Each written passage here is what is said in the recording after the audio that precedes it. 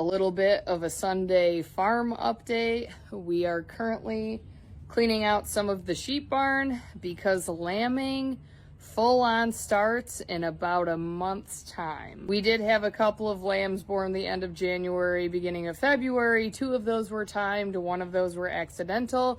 But aside from those, there's one other old girl that I always time a little bit earlier. She was just in with the ram flock and she hasn't lambed yet. But the big wave of lambs is coming very soon. Some should start going around March 23rd, and then I think I'll have another wave around April 1st. As we usually do, we flush the ewes prior to putting the ram in. So the entire month of October, they are on a regrowth of a hay field that is very luscious and has a lot of nutrients in it. The ram went in right before I left for the National FFA convention back in October, and we time it specifically like that so it lessens the amount of work that my husband has to do because he has to manage a lot when I'm gone for 6 days. We did have some unfortunate news on Friday. We had noticed that our 8-year-old blue heeler was slowing down, and she just turned 8 the end of January. So she's not that old in the grand scheme of things, but we noticed that she had been slowing down. So I took her in, suspecting it would be a UTI. My husband woke me up that morning and said, we really need to get her looked at.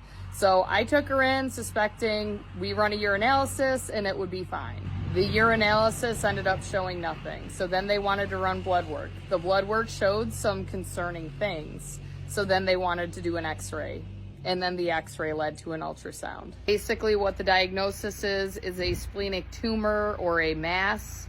So she has a mass or tumor on her spleen that is a little bit larger than the size of a softball, and it is actively hemorrhaging. This was our child before children. Unfortunately, the only option to correct it was a very expensive surgery. We're talking over $3,000 with the potential need for blood transfusions, and there's no guarantee that she would even make it through the surgery with how weak she is. Unfortunately, we don't have unlimited amounts of money. As teachers, the economy right now sucks, and being on a fixed contract, there's only just so much money to go around.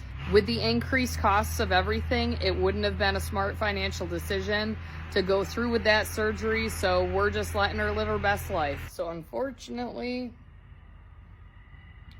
her days are numbered. She's a good dog. Put a lot of time into her. Trained her, socialized her. Not how I envisioned that ending. But unfortunately, it's the reality of life with animals.